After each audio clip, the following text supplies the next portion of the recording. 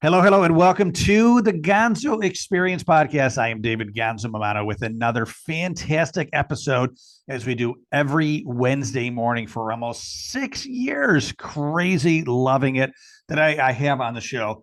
A great guest. Her name is Jackie Lapin. Jackie, welcome to the Gonzo Experience. David, I'm so delighted to be here. Thank you for inviting me. We appreciate you giving the time. I know you're busy. So you have a business called SpeakerTunity. I like the name, SpeakerTunity.com, which we're going to get to. And I just joined.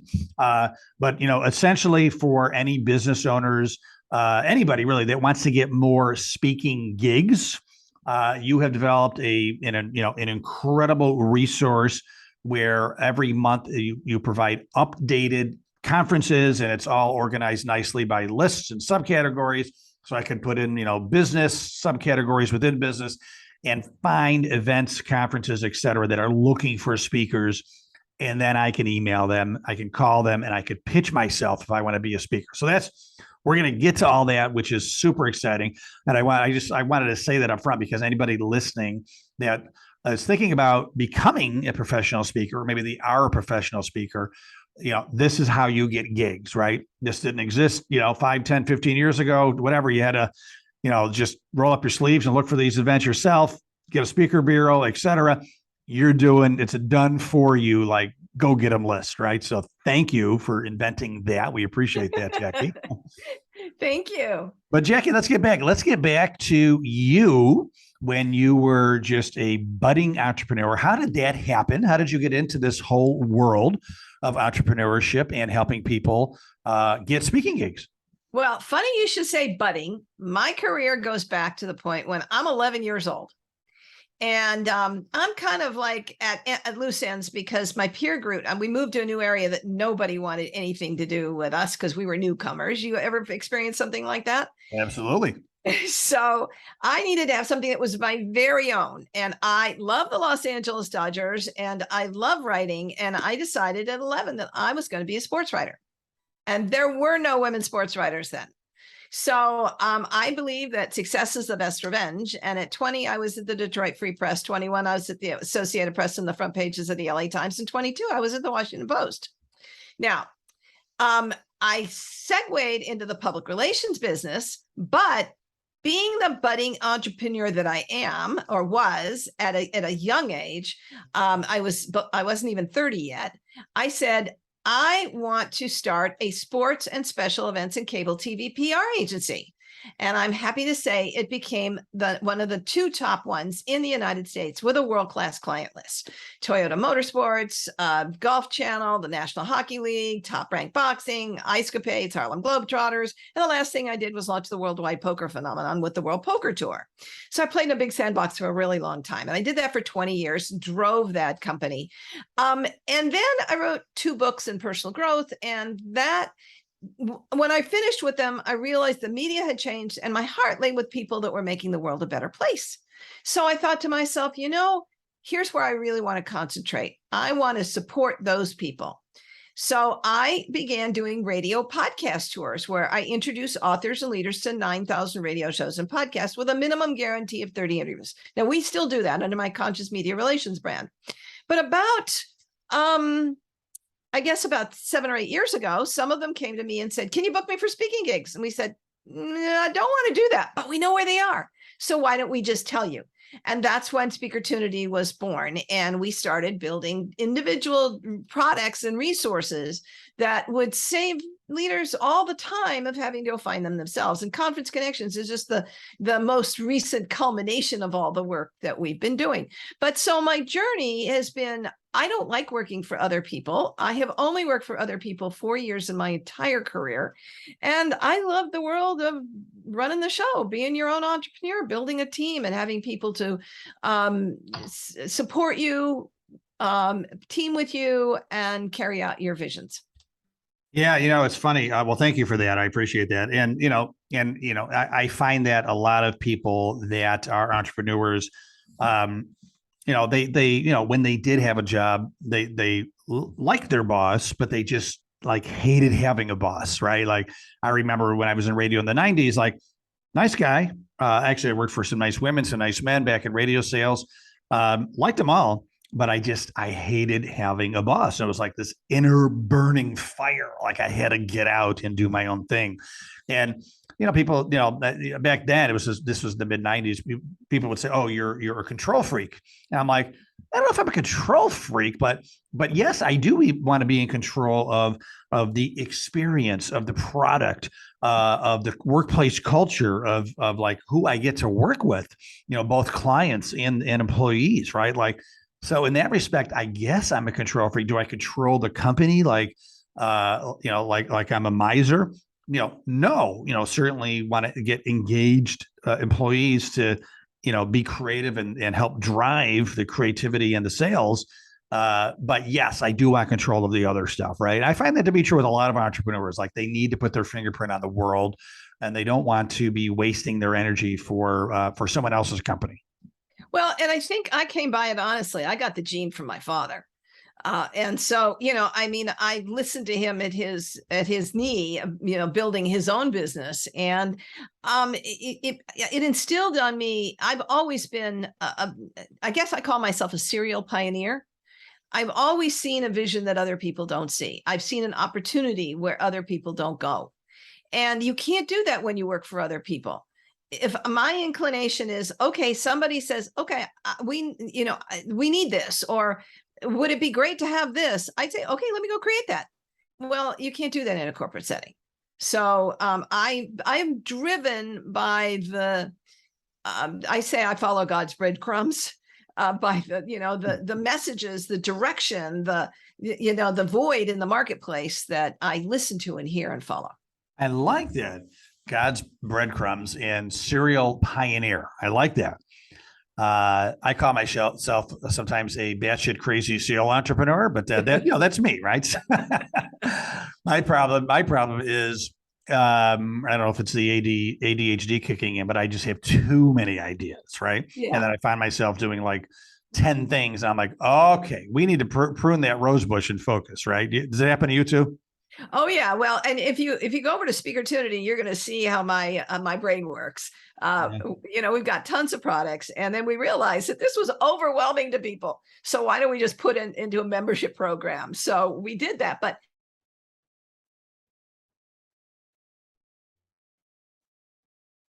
and of course it was a pandemic, and so what else do I have to do? I sat there and created, and it was great because what we have accomplished is we now call ourselves the ultimate speaker toolbox, one-stop shopping for the speaker leader.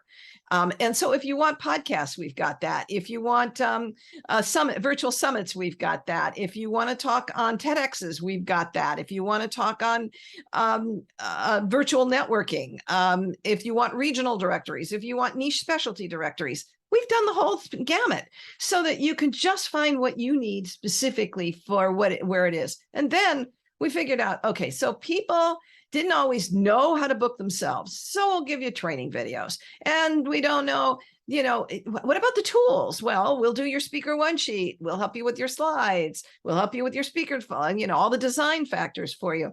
So we're putting it all in one place so that nobody has to suffer and say, what am I going to do? Where am I going to find my gigs? What do I need to make this happen? Well, we're there to guide you and support you and get you wherever you need to go. And so that's the fun of it. It was like, Topsy, it kept growing, but it grew with a purpose and a way to make it so that people can, from the beginner, then they're just getting their feet wet with our base level membership program, to somebody who's very experienced and just wants conferences. So we filled in the gap. So that's really what we've been doing. Cool. So it started out where you would book people on podcasts. Is that correct? Yes. And I still do that service, but I don't do any more of the booking myself, except on the podcast program. I still write the pitch, and I've got a gal that is our radio territory manager. But then we also discovered that with SpeakerTunity, people kept saying to us, well, maybe I love your stuff, but I don't have time to do this. I don't want to be doing it myself. So we got a strategic partner that'll do the booking for people. So you can get the directory or get your conferences and hand it over to them. So you don't have to do it all by yourself. So we wanted to have some kind of done for you solution on that side of the company too. That's fantastic. So SpeakerTunity, and I joined. It's only, I believe, it's what is it, 40 something dollars a month, which is you get 1 gig. I mean, you've already paid for that, right? So Exactly. Well, and here's what's really cool. We now have 3,700 as of today speaking opportunities in 65 categories and subcategories. So Wow. you're not searching through the whole thing. Yeah. So what do you got? You just have like this team of people, just like research, going, what events are going on, digging, get all the Yeah. information, all that stuff. Yeah. Yeah, I've got an incredible team, and fortunately, I'm they're gals in the Philippines, and they guys and gals both, and they very clearly know what we want. They have a very clear direction, and they are working while we're sleeping, pulling all that stuff together. Very good. I just picture these busy little bees getting all this information for you, so Yeah. very cool. Tell us about your journey. Like when did you actually start your business? Well, the first business I started when I was just before I was 30. And that was my public relations agency that went through a couple of iterations. I took on a partner after my third year, my second year, and he ran the New York office, and he was the one that brought in top rank. And so then I ran LA, he ran New York. And then after 4 years, Caesars offered him a job to run the sports division at the Palace. So I took over both offices and commuted back and forth for the next 14 years and ran both offices. And so I was responsible for the sales, client, team supervision. It was all encompassing in marketing, implementation, and we did some super mega programs. Toyota, we did all of their motorsports for 15 years. Wow. So it was hiring, firing, but I didn't have to do a lot of that, thank God. That's good. How about a lot of people, the Gonzo family, listening to this podcast? They're beginning to middle stage entrepreneurs. They look at you, someone who's super uber successful. I mean, is there anything behind the curtain you want to share when it was just like, oh my God, I'm having a tough time. I don't know if I'm going to be able to make it. Yeah. Do you have any, like, as we say, crash and learn stories? Yeah. Well, one of them is a matter of morality, ethics, and integrity. Mm-hmm. I discovered, and I don't know if you believe in, the way the energy works, but I found that if I didn't stay on that line of what is, I felt morally responsible, that things didn't go all that well. But if I stayed on that straight and narrow line, that somehow the money always showed up. The universe would just make it show up.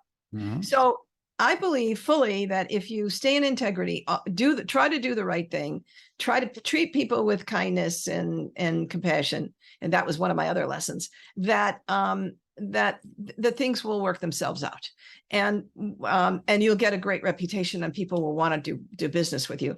One of the other factors that I discovered, and this happens to entrepreneurs all the time, if you start hiring people and you're used to doing things your way, and you have certain expectations, and your people don't live up to it.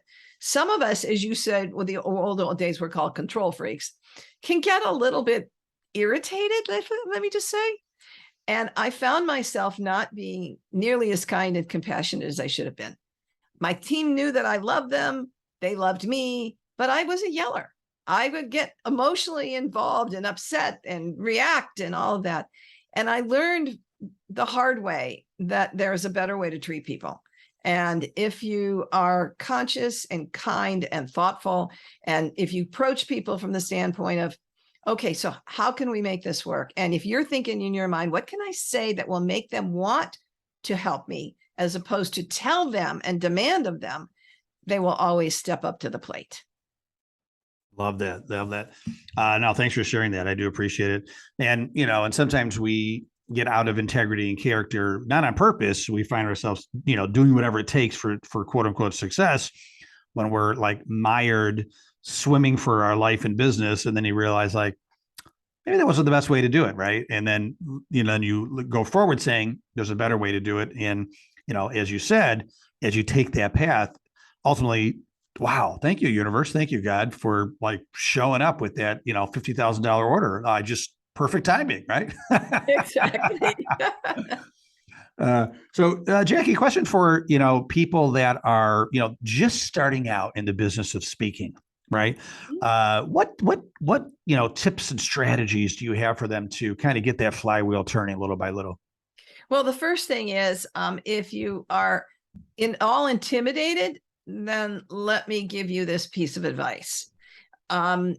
If you're thinking you're going to be standing on the stage and everybody is looking at you and they're judging you and they don't like the way you talk, or get over yourself. They don't care about you at all. All they care about is, do you have valuable information that's going to transform their lives?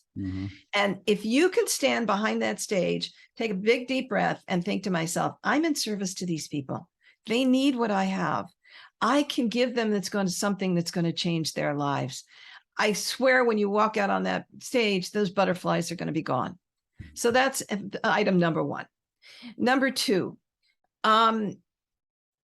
the first thing is, if you are not yet comfortable and you feel like you need some more support, get yourself a speaking coach.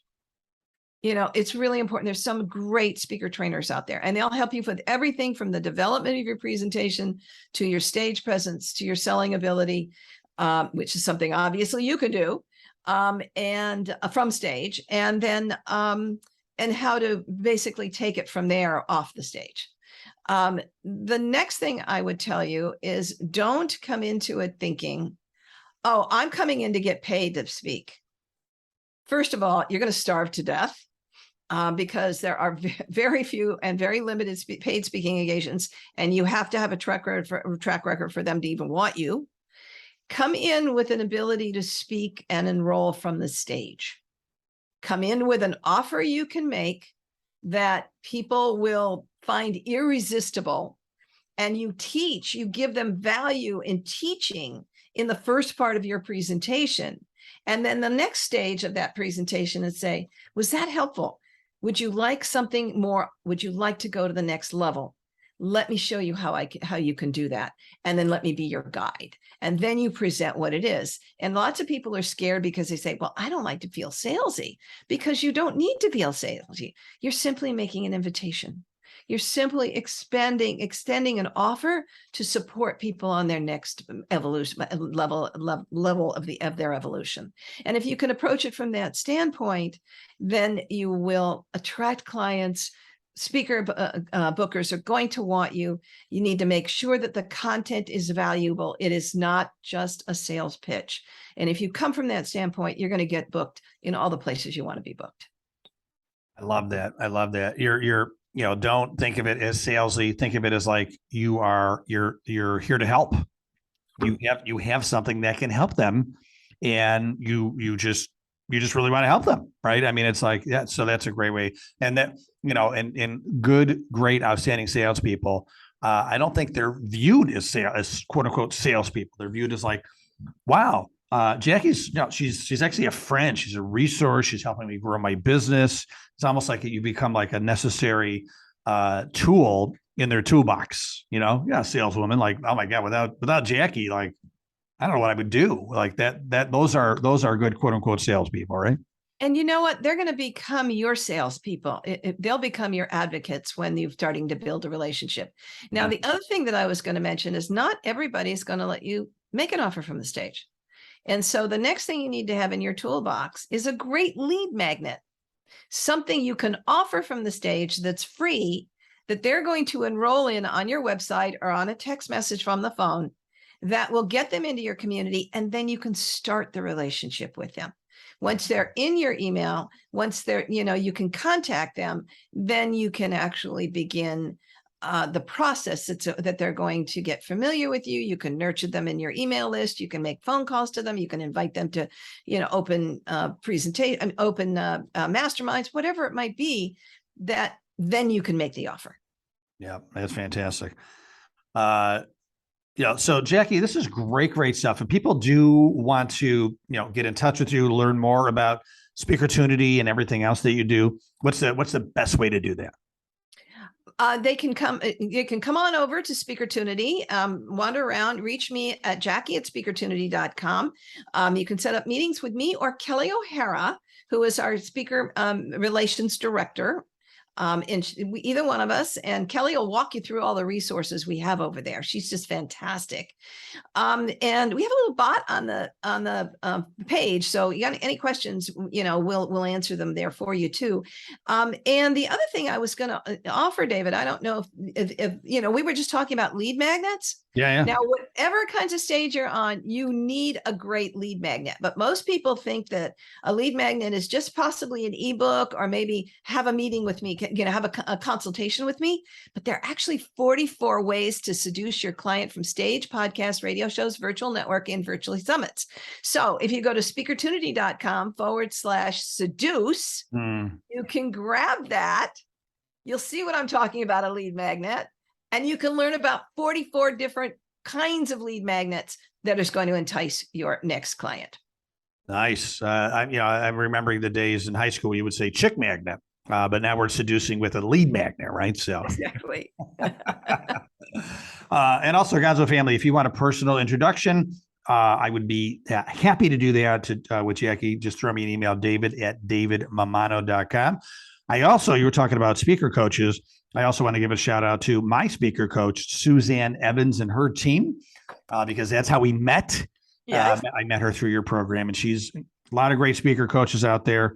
But I certainly want to give a call out to Suzanne as being one of the top ones in my world for sure, in the country. I know that too. So thank you, Suzanne, for everything you're doing, and the intro to Jackie. So Jackie, thank you so much. I'm really excited that you shared some heartbeats with us today, and wishing you continued massive success. Well, thank you, David. It was a joy to be here. And I really hope that all of your listeners take advantage. Don't hide their light under a bushel. Get out there and speak. I like that. Thanks again, Jackie. And thank you, Gonzo family, for giving us another listen. Every Wednesday morning, folks, a brand new episode. Please like us, share us, love us, all that great stuff. Have a great day, and make sure to stay awesome.